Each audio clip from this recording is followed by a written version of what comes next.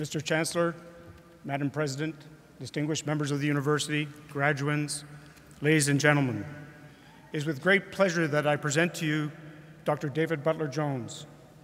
Dr. Butler-Jones is perhaps best known for his role as Chief Public Health Officer of Canada and also as head of the Public Health Agency of Canada from 2004 to 2014.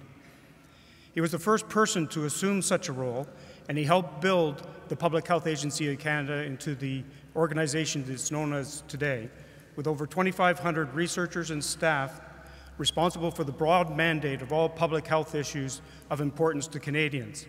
And I can assure you there are many, many, many public health issues.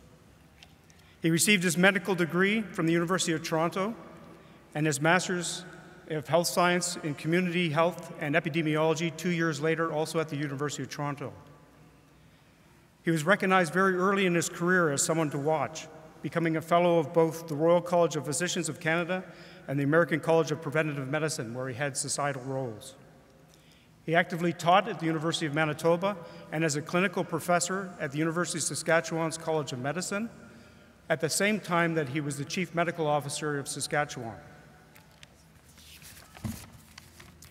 Dr. Butler-Jones has spent his career as a tireless advocate for the role of public health service on troublesome issues such as vaccination, pandemics preparation, the social determinants of health outcomes, and the need for better health metrics. He now continues to work at Health Canada's First Nations and Inuit branch in Atlantic Canada and also here in Ottawa. In 2009, he led Canada through the H1N1 flu pandemic, borrowing from important lessons learned during the SARS epidemic, that scare back in 2003. It is very difficult, Mr. Chancellor, to highlight even just the few highlights of such a varied and exceptional career that saw clinical practice in rural settings, many national and international awards, dozens of keynote lectures, and literally hundreds of media interviews. But a few of the highest accolades deserve mention. In 2010, Dr. Butler-Jones was the recipient of the Robert Davis DeFries Award, the highest honor presented by the Canadian Public Health Association, recognizing outstanding contributions in the field of public health. And just last summer, the Canadian Medical Association honored him with his Medal of Service, its highest award, for exceptional service in raising the standards of public health in Canada. Dr. Butler-Jones has advised and continues to advise governments worldwide, from Brazil to Bangladesh, on important public health issues. He was chair of the Canadian Roundtable on Health and Climate Change, and he was a keynote in Davos, Switzerland, on One Health initiatives. I first met David last year when I was invited to a One Health workshop hosted by Michigan State University and co-organized by Bruce Dudley of Delphi Group here in Ottawa. And the three of us traveled together. And I very quickly realized just how much insight and decisiveness Dr. Butler-Jones had, but I was also impressed by his humbleness and good humor. And as many of you probably know, last week he was interviewed by the CBC again, and he said something to the effect that managing the flu epidemic for the country as big as Canada was far easier than having to remember the names of his grandchildren following his stroke in 2012. Even in times of personal crisis, he has led and continues to lead with lessons learned.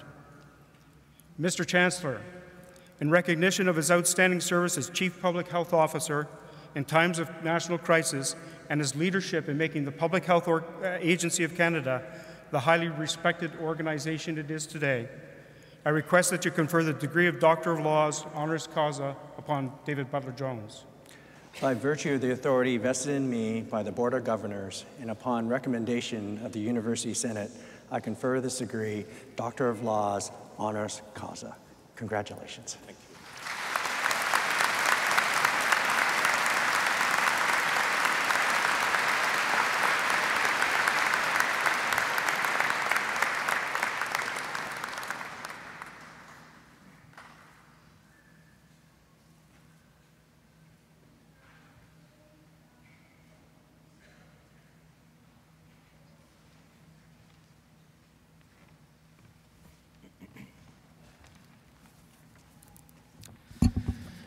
I've never been particularly good at following directions.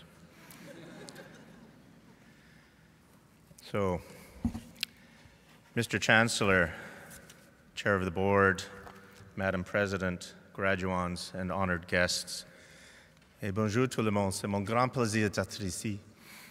Indeed, what a privilege to stand here among you and to have a few moments to speak with you and offer some reflection. Congratulations, graduates, and to you, your family, and your supporters as well. You've accomplished a great deal by getting to this point, but it is only the beginning. Who knows where you will end up or what paths you will take? Your future is a continuing adventure and an opportunity. As Confucius would say, do what you love and you will never work a day in your life. By pursuing an education at a university such as Carleton, you have a good start on that path. You will have many memories of this day, probably least of all what I'm about to say, but please allow me to offer a few thoughts on some of what I feel has given meaning to my own career and which may eventually prove useful to you. I believe that in dialogue we are able to draw on collective wisdom, to validate ideas, and to make success and understanding more likely. And to accomplish true dialogue requires listening, not just planning our next comment. Respect is fundamental. I do not believe we can influence who or what we do not respect. We don't have to like a person or want to go to dinner with them, but we need to respect his or her role and interests and to understand each individual's needs as best we can if we are to have any hope of influencing a change of view. Even more important is integrity. Our integrity is the one thing that is truly ours that no one else can take away. Only we can give it away. And once we sacrifice our integrity, it is extremely difficult to get back.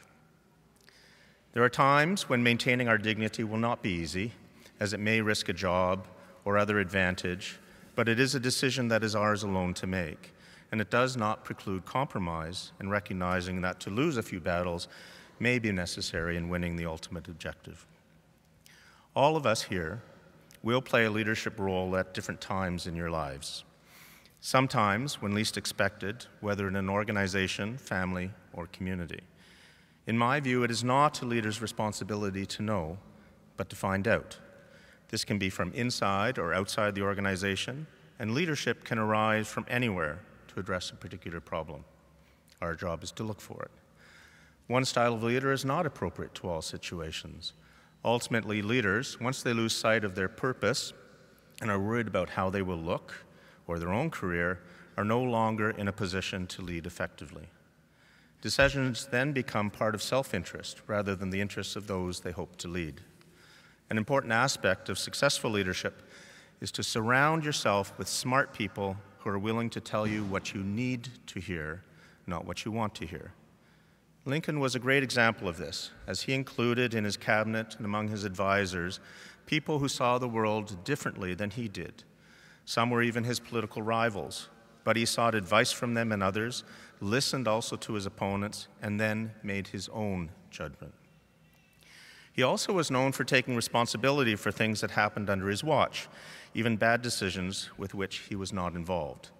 Rather than throwing colleagues under the bus, he would take responsibility for the issue and ensure there was a plan to address the problem. This created a culture not of blame and avoidance of risk, but of success, and it also engendered tremendous loyalty among those who might otherwise have been opponents. Two have also found it helpful that leaders and others understand not only the decision, but also the elements that go into that decision, so that those learnings can be applied to other situations.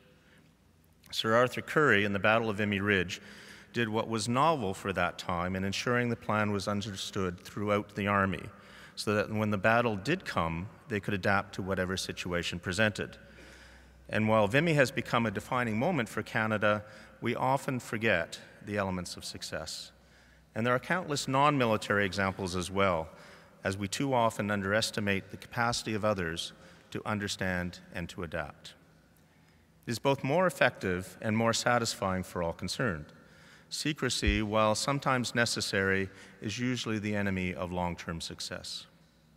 And honesty is key, for even when there is something at fault or someone at fault, it allows problems to be fixed when they're small, rather than covering them up until they become unmanageable. It also means you don't have to remember who you told what, or what story you gave, because it is always the truth as you understood it. Transparency and openness also allow for the solving rather than the escalating of problems or false perceptions. Given the choice, I would prefer others talk to me about what they don't like or disagree with rather than about me. I've made it a personal policy never to say anything about another person that I would not be willing to defend to his or her face. Not that I necessarily would want to do it at this instant, but it has to be an opinion I would stand by in the light of day. Ultimately, success is not about me and what I perceive as my personal interest, but it is about the organization or objective, what we are able to collectively accomplish.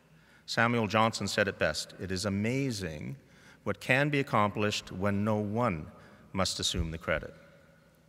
Build yourself a network of different people, friends, colleagues, mentors, and family that you care about and who care about you.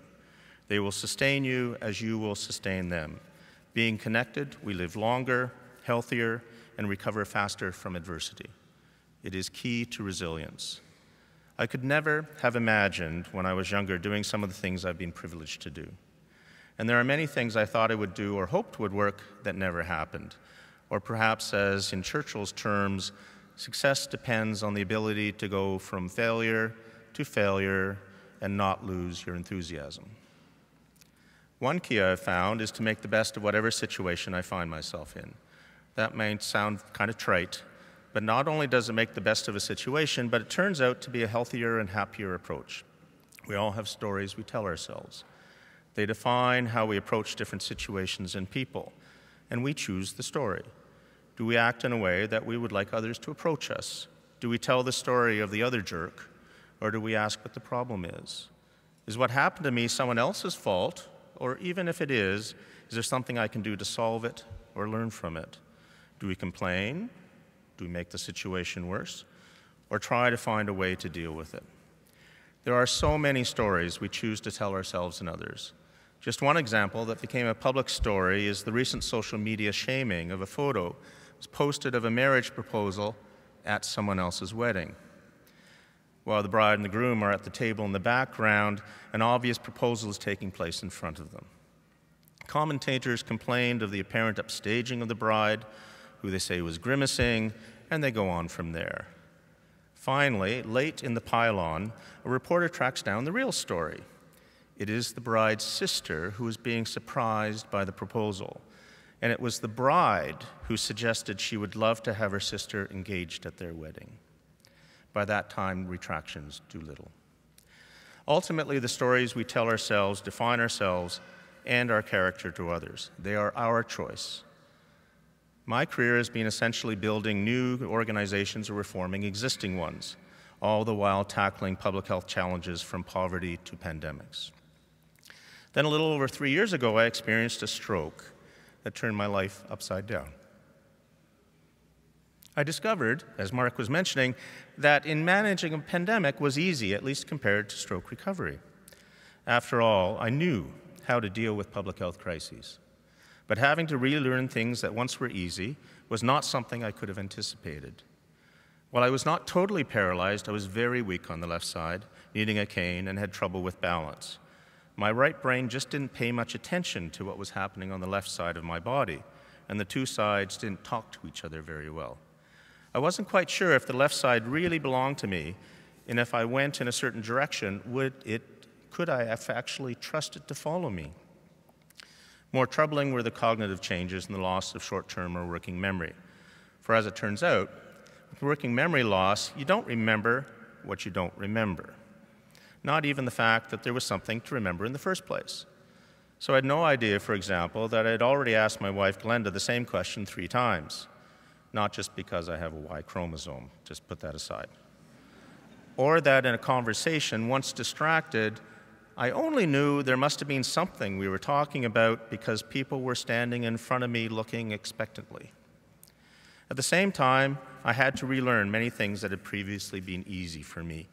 As ridiculous as it may sound, I had to relearn how to walk backwards and turn around. The names of common items or tools, things I could describe or visualize, but for which there was no name. Sadly, as Mark noted, I even had to relearn the names of my grandchildren. thinking became hard and exhausting work. After an hour of discussion or other activities, my brain would go on vacation. And in noisy environments like a restaurant, it wouldn't be long before I shut down. Some people study meditation for decades in order to reach a point where their mind is empty of conscious thought. Apparently, I don't have to work at it, though somehow I doubt this is nirvana. Fortunately, I had a tremendously dedicated group of therapists and doctors without whom I may still have been limited to the couch in simpler days. With time, I have regained or adapted to much of this to the point that it would be difficult for others to tell that I had experienced a stroke. So where am I going with all this? Well, what I learned about leadership helped me with recovering from my stroke. The people I cared about and who cared about me helped me sustain the energy through all the frustrations. Others taught me ways to cope and improve. I did not do any of this alone. And the story I tell myself, as hard as it is sometimes, is that while I can no longer do what I once did, I am fortunate to be alive and able to continue to experience life and contribute where I can.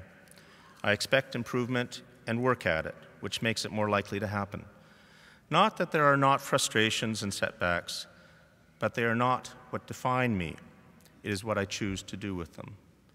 Whatever our age or stage, we are on an incredible journey called life, and making the best of it serves us well. You will create and live your own path. Your way will be the best for you, because it is what you choose or how you respond to what is chosen for you. It is no one else's, though hopefully we can also gain from others' experience. I would like to close then with a couple quotes from Dr. Seuss, stories from the 50s when I grew up, which I read to our own children until they could read themselves, and still I think worth reflecting on today. Today you are you, that is truer than true. There was no one alive who was youer than you. And you have brains in your head, you have feet in your shoes. You can steer yourself any direction you choose. Congratulations again, and may the education you have, the learnings you have and will acquire, take you wherever you want to go. Or as my wife Glenda, who spent her career as a teacher and principal, would say, shoot for the moon, and even if you miss, you'll still end up in the stars. Thank you. Merci.